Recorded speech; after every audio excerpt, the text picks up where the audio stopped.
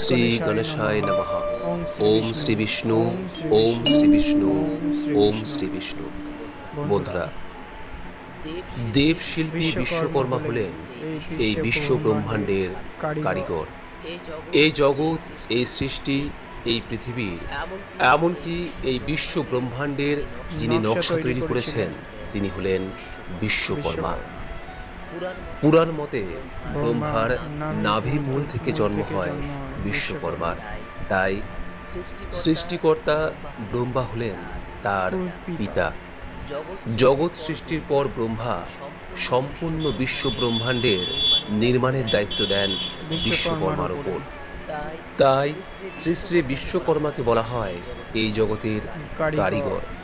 সমস্ত ব্যবসা বলুন, কারখানা বলুন, কর্ম বলুন, শিল্প বলুন বা যে কোনো দক্ষতা অর্জনের ক্ষেত্রে শ্রী বিশ্বকর্মার আশীর্বাদ ভিন্ন একটি কাজও সম্পন্ন হয় না। এ জগতে সমস্ত প্রকার যানবাহন, যন্ত্রপাতি, অস্ত্র শস্ত্র বা যে কোনো প্রকার কারিগরি বিদ্যার উপর স্বয়ং বিশ্বকর্মার সর্বাধিক অধিকার। তাই প্রত্যেক বছর একটি নির্দিষ্ট দিনে আমরা প্রায় প্রত্যেকেই স্বয়ং বিশ্বকর্মা দেবের মূর্তি পূজা করি বা নাই করি, কিন্তু তার উদ্দেশ্যে সকলেই একটি কাজ অবশ্যই সম্পন্ন করি। হ্যাঁ বন্ধুরা, আমরা বিশ্বকর্মা পূজার দিনই বাড়িতে যদি কোনো যন্ত্র থাকে অথবা কোনো যানবাহন, এমনকি নিদেন পক্ষে যদি একটি সাইকেলও বাড়িতে থাকে, তাতেও আমরা বিশ্বকর্মা পুজোর দিন তা ধুয়ে মুছে পরিষ্কার করে একটি মালা বা ফুল নিবেদন করে থাকে। তাই বিশ্বকর্মা পুজো শুধুমাত্র যাদের কারখানা রয়েছে বা যন্ত্রপাতি রয়েছে তাদের জন্য নয়, বিশ্বকর্মা পুজো আমাদের সকলের জন্য। কারণ যে বাড়িতে কোনো প্রকার যন্ত্র সামগ্রী, যানবাহন, এমনকি যে টিভি, ফ্রিজ, রেফ্রিজারেটর এই সমস্ত কিছু রয়েছে, সেই সমস্ত বাড়িতেই রয়েছে শ্রী বিশ্বকর্মার আশীর্বাদ। তাই বন্ধুরা, বিশ্বকর্মার পূজার দিন আপনি বাড়িতে বা আপনার কারখানা বা ব্যবসা ক্ষেত্রে বিশ্বকর্মার মূর্তি পূজা করুন বা নাই করুন, কিন্তু বাবা বিশ্বকর্মার উদ্দেশ্যে একটি কাজ পারলে অবশ্যই করুন। এতে আপনার ব্যবসার ক্ষেত্রে যেমন উন্নতি হবে, আপনার কারখানায় উন্নতি আসবে এবং সর্বোপরি আপনার কর্মজীবনে এক বিরাট পরিবর্তন আসবে। বন্ধুরা, আজ এই ভিডিওতে 2024 সালের 1431 বঙ্গাব্দে বিশ্বকর্মা পূজার সময়, বিশ্বকর্মা পূজার নিয়ম এবং সর্বোপরি যদি কোনো কারণে বিশ্বকর্মা পূজা করতে নাও পারেন, তখন সেক্ষেত্রে এই বিশ্বকর্মা পূজার দিন আমাদের কোন কাজ অবশ্যই করা প্রয়োজন তা বিস্তারিত ব্যক্ত করব। আশা করি দর্শক বন্ধুরা এই ভিডিওটি আপনাকে সমৃদ্ধ করবে। বন্ধুরা, এই বিষয়টি নিশ্চয়ই আপনারা জানেন যে সনাতন ধর্ম অনুসারে আমাদের দেবদেবীদের পুজো করার কোনো প্রকার বাধা ধরা তারিখ নেই।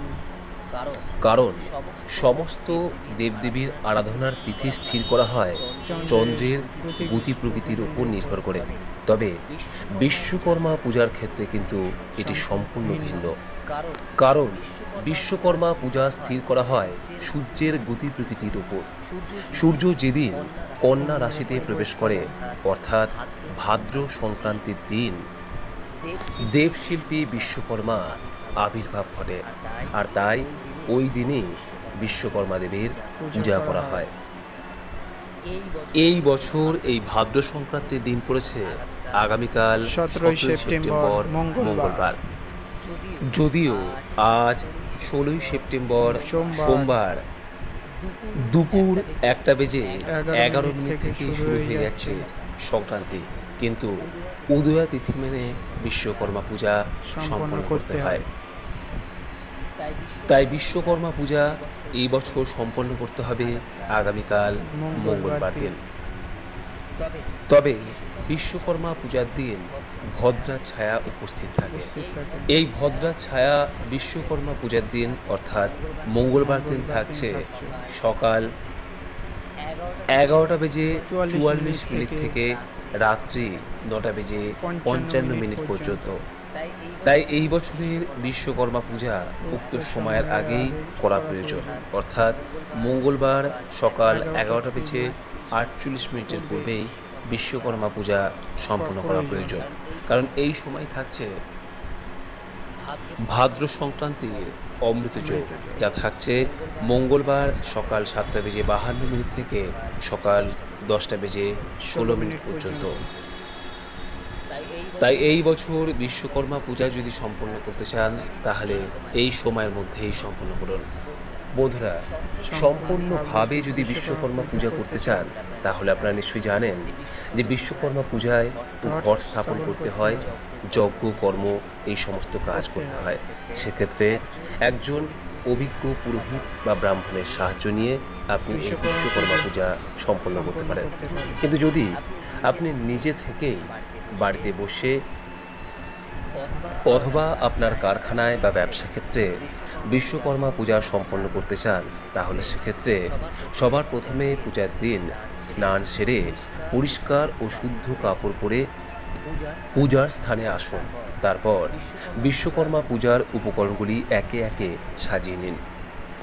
যেমন গঙ্গা জল দিয়ে ঘট ভরার পর ঘটের উপরে আমের পাতা সহ শীষযুক্ত ডাব রাখতে হবে।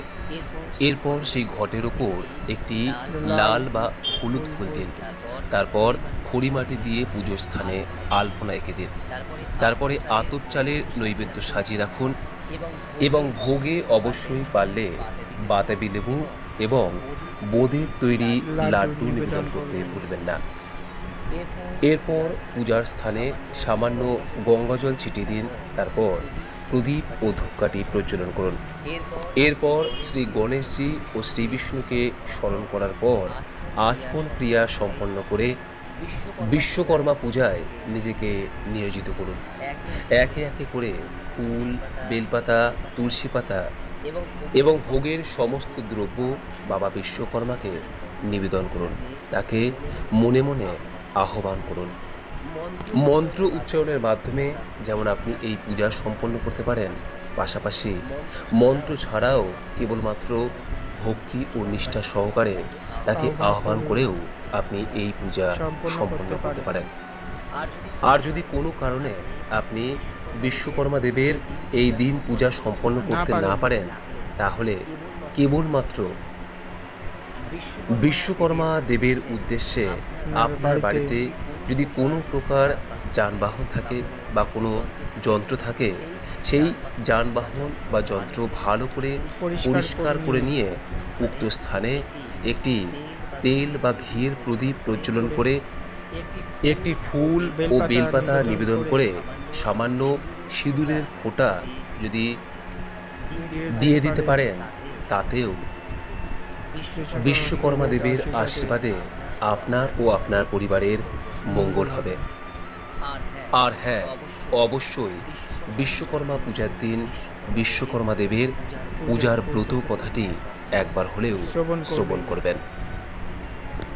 যদি কারো ব্যবসা না চলে বা ব্যবসায় মন্দা দেখা যায় তাহলে এই বিশ্বকর্মা পূজার দিন তার মাথা থেকে লবণের থলি বা একটি প্যাকেট 7 বার ঘুরিয়ে কোনো দুস্থ বা অভাবী মানুষকে দান করতে পারেন, তাহলে সেক্ষেত্রে ব্যবসার মন্দা কেটে যায় এবং ব্যবসার ক্ষেত্রে সমস্ত বাধা দূর হয়ে যায়। যাই হোক, দেবশিল্পী, বিশ্বের কারিগর বিশ্বকর্মা পূজার দিন আর কিছু করুন বা নাই করুন, যদি বাড়িতে কোনো প্রকার যন্ত্র বা কোনো প্রকার যানবাহন থাকে তার অবশ্যই পরিষ্কার পরিচ্ছন্ন করে তাতে একটি সিঁদুরের ফোঁটা এবং একটি ফুল নিবেদন করুন। আশা করি দর্শক বন্ধুরা এই ভিডিওটি আপনাকে সমৃদ্ধ করেছে। সকলেই ভালো থাকুন, সুস্থ থাকুন এই কামনা করে আজকের মতো ভিডিওটি এখানে শেষ করলাম। নমস্কার, ধন্যবাদ। ঈশ্বর আপনার মঙ্গল করুক।